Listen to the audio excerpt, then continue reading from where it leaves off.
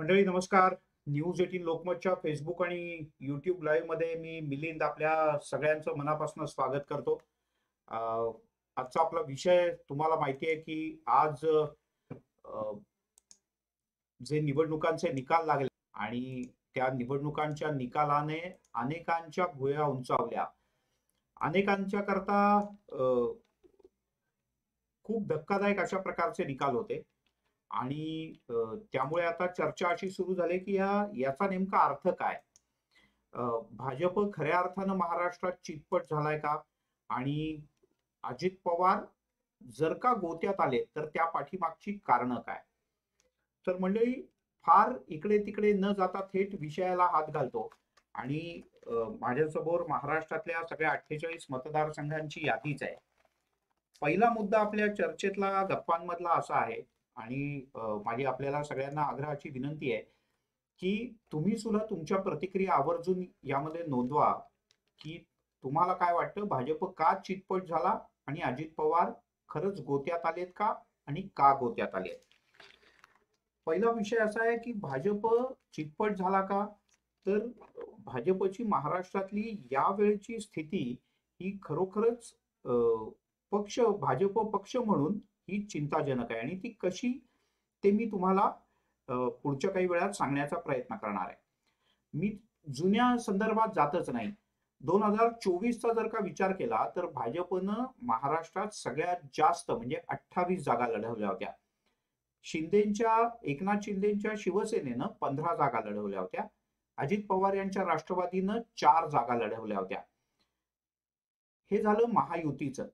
महाआघाडीचा जर का विचार केला तर उद्धव ठाकरे यांच्या शिवसेनेनं 21 जागा लढवल्या होत्या. त्या खालोखाल काँग्रेसनं 17 जागा लढवल्या होत्या. आणि त्या खालोखाल राष्ट्रवादी काँग्रेस शरद पवार गटानं 10 जागा लढवल्या होत्या. 2019चा जर का विचार केला तर राज्यात एनडीएला 41 जागांवर यश मिळालं होतं. त्यात भाजपनं 23 जागा जिंकल्या होत्या. जी शिवसेना एकत्र होती त्यांना 18 जागा मिळाल्या होत्या. राष्ट्रवादी काँग्रेसला 4च जागा मिळाल्या होत्या आणि काँग्रेसला फक्त 1 जागा मिळाली होती मंडळी, फक्त 1 जागा. आता असं आहे, मग यावेळेला असं नेमकं काय झालं, यावेळेची काय स्थिती आहे, तर काही गंमतशीर आकडेवारीवर नजर टाकूया. शिंदे विरुद्ध ठाकरे म्हणजे शिवसेना विरुद्ध शिवसेना असा सामना झाला महाराष्ट्रातल्या 13 लोकसभा मतदारसंघात. यात ठाकरे गट 8 ठिकाणी जिंकला आणि शिंदे गट 5 ठिकाणी जिंकला. भाजप विरुद्ध ठाकरे अशी लढत महाराष्ट्रात एकूण 6 ठिकाणी झाली. त्यात भाजप 3 ठिकाणी जिंकला आणि अन्य ठिकाणी ठाकरे गट जिंकला. आता भाजप विरुद्ध शरद पवार गट असा सामना झाला महाराष्ट्रात 8 ठिकाणी. त्यात पवार गट हा 5 ठिकाणी जिंकला. बीडचा निकाल सुद्धा असाच लागलाय. भाजप फक्त 2 ठिकाणी जिंकला. आता काँग्रेस विरुद्ध शिंदे असा थेट सामना 2 मतदारसंघात झाला होता आणि या दोन्ही ठिकाणी च्या जागा या काँग्रेसच्या पारड्यात पडल्या. आणि हे साधारण आतापर्यंतचं चित्र आपण पाहिलं. आता मग ह्याच्यात भाजप चितपट कोणाकडनं झाला, तर भाजप स्वतःच्या कर्तृत्वामुळे चितपट झाला का, तर झाला. भाजपनं अनेक निर्णय चुकीचे घेतले. भाजपनं सर्व्हेमुळे अनेक उमेदवार शेवटपर्यंत जाहीर केले नाहीत किंवा शेवटच्या क्षणी बदलले. मतदारसंघांची फिरवाफिरवी झाली आणि त्याचा मोठा फटका भाजपला बसला. पण या व्यतिरिक्त भाजपला सगळ्यात जास्त कुठल्या पक्षानं चितपट केलं असेल किंवा पराभूत केलं असेल तर तुम्हाला माहितीये, तो पक्ष आहे काँग्रेस.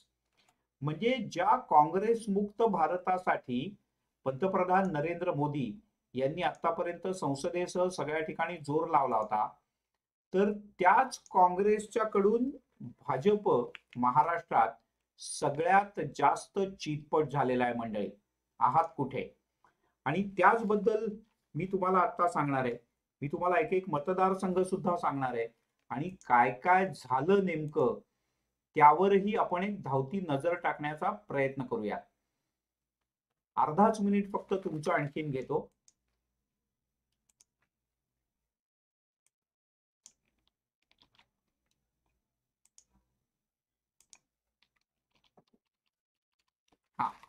तर माझ्यासमोर महाराष्ट्रातली पूर्ण यादी आहे 48 मतदारसंघांची. एक एक पहिल्या क्रमांकाच्या मतदारसंघापासून सुरुवात करूया आणि आपण बघूयात की काँग्रेसमुळे भाजप कुठे कुठे आणि कसा कसा चितपट झाला. 1 नंबरचा मतदारसंघ नंदुरबार. इथे हिना गावित तिसऱ्यांदा हॅट्रिक करण्यासाठी म्हणजे तिसऱ्यांदा निवडणुकीच्या मैदानात उतरल्या होत्या. हॅट्रिक करायची होती त्यांना, पण राजकारणात पूर्णतः नवख्या असणाऱ्या गोवाल पाडवी या काँग्रेसच्या उमेदवारानं त्यांचा पराभव केला. पुढची निवडणूक धुळे, शोभा बच्छाव. धुळ्यामध्ये शोभा बच्छाव या काँग्रेसच्या उमेदवार जिंकलेत. त्यांना 5,82,000 पेक्षा जास्त मतं मिळाली. तो सुभाष भामरे जे मोदींच्या पहिल्या मंत्रिमंडळात मंत्री होते, ते 5,77,000 त्यांना मतं मिळाली. अंतर कमी असलं तरी हा सुद्धा मतदारसंघ असा आहे की जो परंपरेने भाजपकडे राहिलाय. पण इथे सुद्धा काँग्रेसनंच भाजपचा पराभव केल्याचं आपल्याला पाहायला मिळत आहे. पुढचा मतदारसंघ आहे, क्रमाने जाऊयात आपण, अमरावती. अमरावती मतदारसंघ हा खरं तर भाजपचा मतदारसंघ नाही. अमरावतीत नवनीत राणा गेल्या वेळेला राष्ट्रवादी काँग्रेसच्या पाठिंब्यानं निवडून आल्या होत्या, पण नंतर त्यांनी भाजपशी संलग्न केलं. आता तर त्या भाजपमध्ये प्रवेश केला. अमरावतीमध्ये सुद्धा काँग्रेसच्या बळवंत वानखेडे की जे आमदार होते, त्यांनी नवनीत राणा यांचा दणदणीत पराभव केला. हा तिसरा मतदारसंघ आहे की जिथे काँग्रेसनं भाजपला हरवलंय. त्याच्यानंतर पुढे जाऊया. इथे भंडारा गोंदिया हा सुद्धा विदर्भातला मतदारसंघ असा आहे की जिथे प्रशांत पडोले या काँग्रेसच्या उमेदवारानं सुनील मेंढे की जे तिसऱ्यांदा आता खासदारकीला उभे होते, त्यांचा पराभव केला. चौथा मतदारसंघ की जिथे काँग्रेसने भाजपला हरवलंय तो म्हणजे गडचिरोली. इथे नामदेव किरसान या काँग्रेसच्या उमेदवारांनी अशोक नेते यांचा जवळपास 1.5 ते 2.25 लाख मतांनी पराभव केला. पुढचा 5वा मतदारसंघ जिथे काँग्रेसनं भाजपला चितपट केलं तो म्हणजे चंद्रपूर. इथे राज्यातले भाजपचे ज्येष्ठ नेते आणि मंत्री सुधीर मुनगंटीवार हे निवडणुकीच्या मैदानात उतरले होते. त्यांना ही निवडणूक लढायची नव्हती, त्यांनी जाहीरपणे सुद्धा याबद्दल सांगितलं होतं. ते सुधीर मुनगंटीवार इकडे जवळपास 2.5 लाख मतांनी हरलेले आहेत. त्यांना पराभूत केलं काँग्रेसच्या प्रतिभा धानोरकर यांनी. त्यांचे पती मागच्या वेळेला खासदार होते. एकमेव जागा जी काँग्रेसची निवडून आली होती ती चंद्रपूर. त्यांचं निधन झालं. त्याच्यानंतर प्रतिभा धानोरकर यांनी दिल्लीत जाऊन तिकीट मिळवलं आणि प्रतिभा धानोरकर यांनी दणदणीत विजय मिळवला. पुढचा मतदारसंघ नांदेड. इथे वसंत चव्हाण यांनी भाजपच्या प्रतापराव चिखलीकर यांचा पराभव केला. यानंतर पुढे जाऊया. जालना. जालन्यामध्ये तर रावसाहेब दानवे हे केंद्रीय रेल्वे राज्यमंत्री होते. 6व्यांदा आता निवडणुकीच्या मैदानात उतरले होते. ते डबल हॅट्रिक त्यांना पूर्ण करायची होती, विजयाची पूर्ण खात्री होती. पण इथे सुद्धा झालं असं की जालन्यामध्ये कल्याण काळे यांनी भाजपच्या रावसाहेब दानवे यांचा जवळपास 1.5 लाख पेक्षा जास्त मतांनी पराभव केला. बघा का, सगळ्या या जागा अशा आहेत की ज्या खरं तर भाजपच्या जागा म्हणून ओळखल्या जात होत्या, पण इथे काँग्रेसनं यावेळेला उमेदवार दिला. महाआघाडीचे बाकीचे पक्ष त्यांच्या बरोबर प्रयत्नात राहिले, त्यांच्या मदतीला आले आणि भाजपचा पराभव झाला. पुढे जाऊयात आपण. पुढचा मतदारसंघ आहे तो म्हणजे मुंबई उत्तर मध्य. मुंबई उत्तर मध्य मध्ये पूनम महाजन भाजपच्या खासदार होत्या. 2 वेळेला त्या खासदार म्हणून निवडून आल्या होत्या आणि तिसऱ्यांदा खासदारकीला त्यांना तिकीट नाकारण्यात आलं. त्यांच्याऐवजी ज्येष्ठ कायदेतज्ञ उज्ज्वल निकम यांना उमेदवारी देण्यात आली. पण उज्ज्वल निकम यांचा वर्षा गायकवाड यांनी दणदणीत पराभव केला. वर्षा गायकवाड यांना 4,45,000 मतं मिळाली आणि उज्ज्वल निकम यांना 4,29,000 मतं मिळाली. आणखीन पुढचा मतदारसंघ की जिथे काँग्रेसनं भाजपचा पराभव केला तो म्हणजे लातूर. इथे सुधाकर शृंगारे यांना भाजपनं पुन्हा एकदा मैदानात उतरवलं होतं. इथे सुधाकर शृंगारे यांच्याबद्दल लोकांमध्ये मोठ्या प्रमाणात नाराजी होती. अकार्यक्षम खासदार आहे की काय इथपर्यंत चर्चा त्यांची होत होती.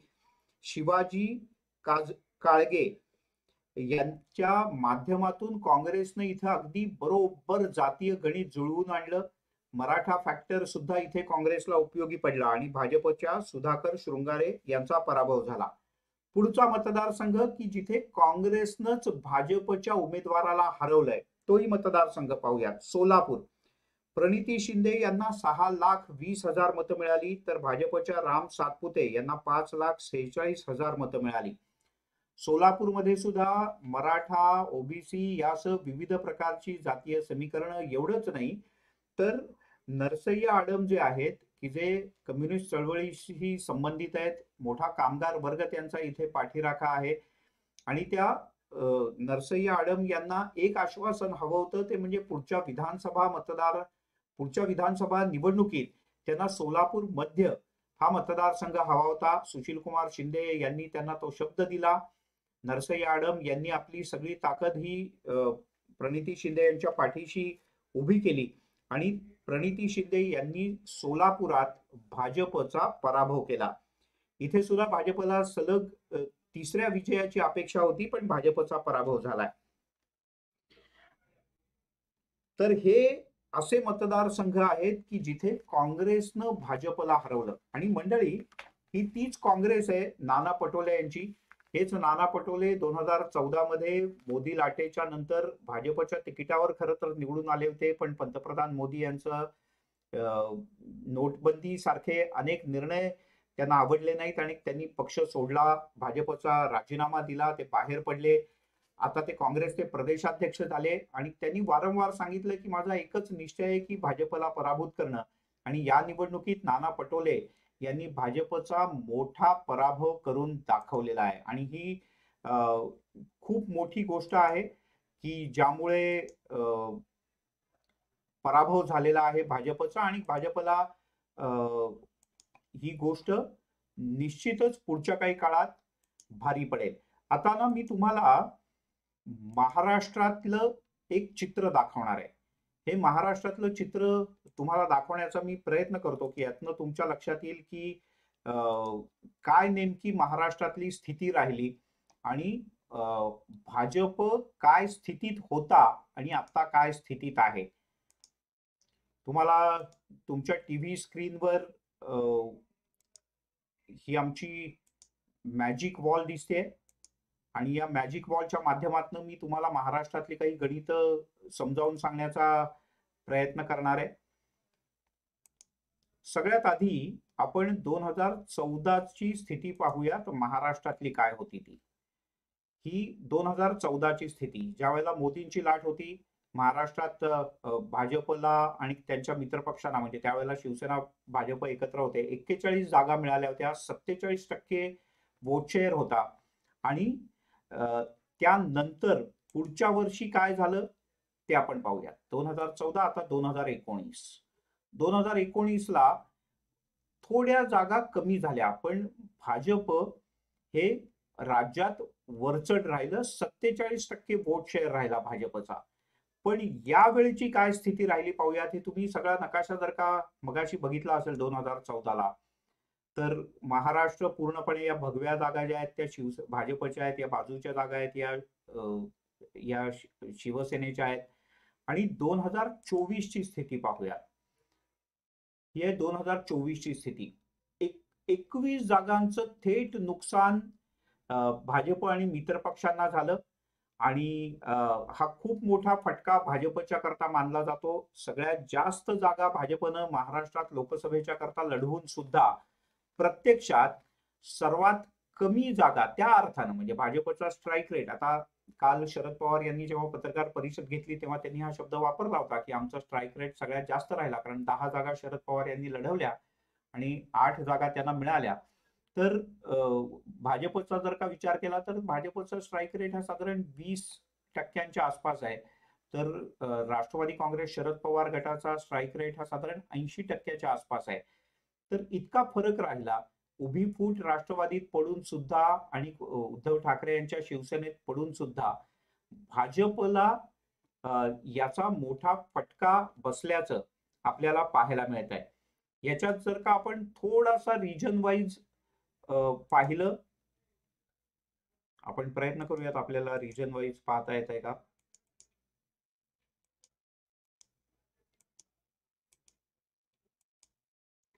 नाही, माफ करा, आता नाही आपल्याला पाहता येऊ शकत, पण हे फिल्टर्स आम्ही तुम्हाला दाखवण्याचा प्रयत्न करू. हे आता 2024चं चित्र आहे, की काय स्थिती राहिली ती.